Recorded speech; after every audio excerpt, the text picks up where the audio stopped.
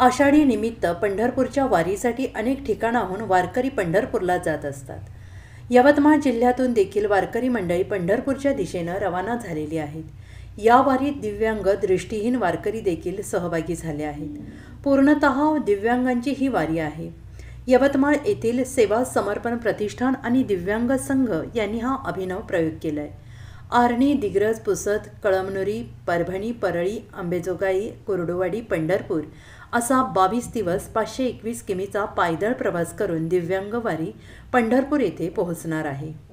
आम्ही यवतमाळवरून पंढरपूरला जातोय विठुरायाच्या दर्शनाला. संत सूरदास महाराजांची आम्ही पालखी काढण्याचा निर्णय घेतला, कारण महाराष्ट्राला लाभलेली आपली जी संत संस्कृती आहे, संत संस्कृती, संत नामदेव, संत एकनाथ, संत जनाबाई असे थोर संत आपल्या महाराष्ट्रात होऊन गेले. तर या सर्व संतांच्या पालख्या पंढरपूरला येत असतात. फक्त सूरदास महाराजांची पालखी आपल्या भारताच्या इतिहासात कुठूनही पंढरपूरला येत नाही.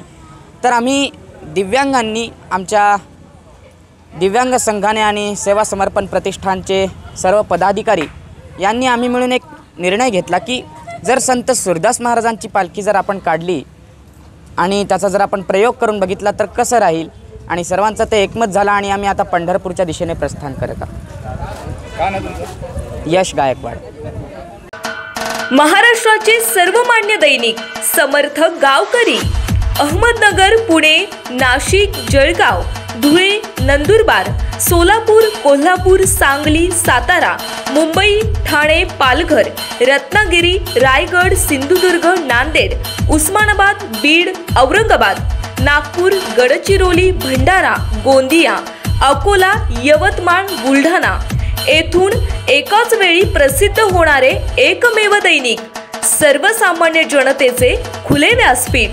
संपादक आहेत विश्वासराव आरोटे. मोबाईल नंबर आहे 94 23 38 85 08. दुसरा मोबाईल नंबर 94 23 46 72 72. तिसरा मोबाईल नंबर 75 88 15 0001. वेबसाईट आहे sgavkari.com. मेल आयडी आहे akl gavkari@gmail.com.